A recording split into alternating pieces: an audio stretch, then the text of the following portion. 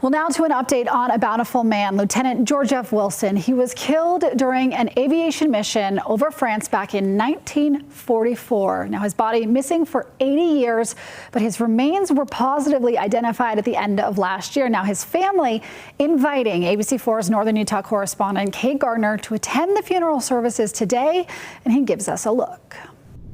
First Lieutenant George Frank Wilson went missing on July 8, 1944. His family tells me that after that day, his sister and his mom never gave up on finding him. They knew he would return home.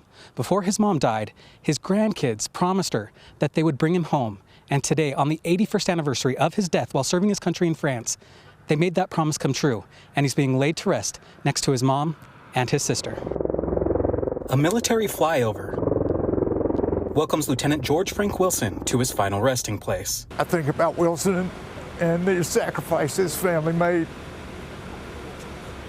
for all those men that survived. Vernon Atkinson made the trip from Georgia to honor the man who saved his grandfather and namesake, Lieutenant Wilson's co-pilot, Vernon Atkinson. I don't think they realized what he did, and it wasn't just those 9 men, it was hundreds. Hundreds of family members that those 9 men had were given a chance because of Wilson's sacrifice. Before hearing more of his story, we go back a few hours. Flags line the street and sidewalk outside the Hill Aerospace Museum. And inside, bagpipes fill the hangar. A solemn welcome for the World War II pilot. Though his earthly journey ended far from home, Lieutenant Wilson's story never faded. And now, O Lord, by a grace we do not fully comprehend, he has returned home.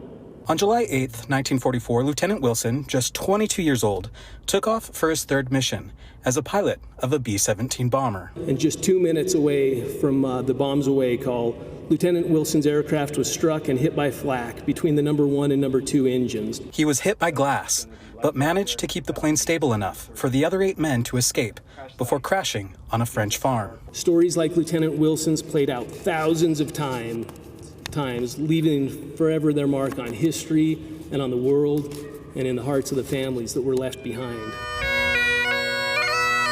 The hearts of Lieutenant Wilson's grandchildren are a little fuller today. We fulfilled her promise to bring him home. Wilson is home today, thanks in part to Master Sergeant Eric Bornemeyer. I feel like I have always been in the right place at the right time and guided, directed, and it's just been an amazing experience, but it's been an honor.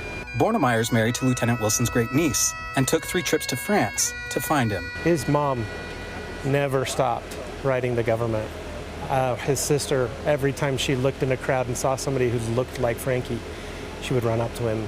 And this gives closure to the family because now they know more than ever about his sacrifice, that he just wasn't just a B-17 pilot.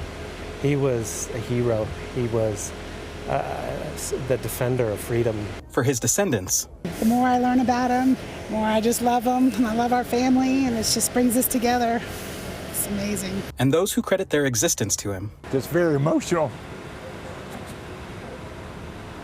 I was thinking today that my granddad was the last guy to sit by him while he was alive. This service, I'll never forget this day. It's probably one of the most important days of our lives. Was a fitting goodbye to an American hero. The family tells me today was only made possible thanks to a series of miracles that allowed them to find Lieutenant Wilson and bring him home to lay him to rest. Reporting from Bountiful, Kate Garner, ABC4 News.